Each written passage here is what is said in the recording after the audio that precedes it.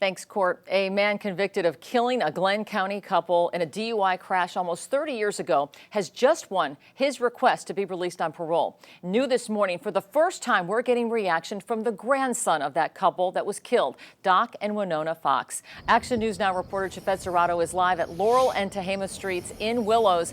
Jafet, what did the grandson tell you? He's mad, Kelly. The crash happened right where I'm standing here this morning. Keep in mind, the driver who killed Mr. and Mrs. Fox carjacked someone and was involved in a police chase. Even though Richard Seahorn's grandparents passed away nearly 30 years ago, their deaths are still fresh on his mind. Richard Seahorn always finds comfort looking at pictures of his grandparents.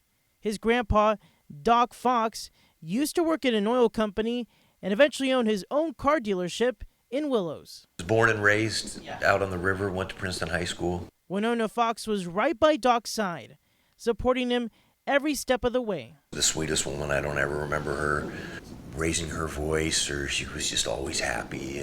But that all was ripped away from Richard in February of 1994. That's when Kenneth Hale crashed into their car.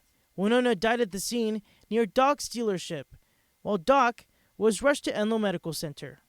When Doc and Winona Fox were killed, it made the front page of the local newspaper. I asked Seahorn what he did when his grandparents passed away that day.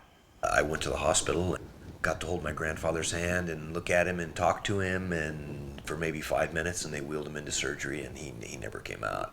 Just recently, Hale, the man who killed Winona and Doc, had his 4th parole hearing, a hearing that Seahorn attended virtually. And there was a lot of things I learned at that parole hearing that I didn't know.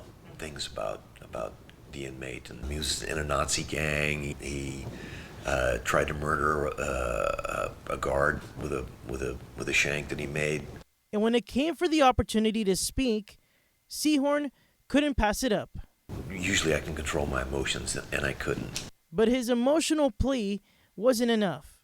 The parole board granted Hale's release. I think it's a grave mistake. I pray that this man doesn't hurt anybody else. Now all Seahorn can do is hope that Governor Gavin Newsom overturns the parole board's decision. They think it's a good thing that there's fewer prisoners because they're letting them go. I'll scream as loud as I can to be heard. I wasn't able to find a picture of Hale, but I can tell you that he is currently 55 years old, and he's already served 28 and a half years in state prison. The Glenn County Assistant DA tells me that out of the 24 parole board hearings that she's been a part of, this was her first defeat. Live in Willows, Jafet Serrato, Action News Now, coverage you can count on. Jafet, quick question. When will Governor Newsom decide if he will uphold or overturn Hale's parole?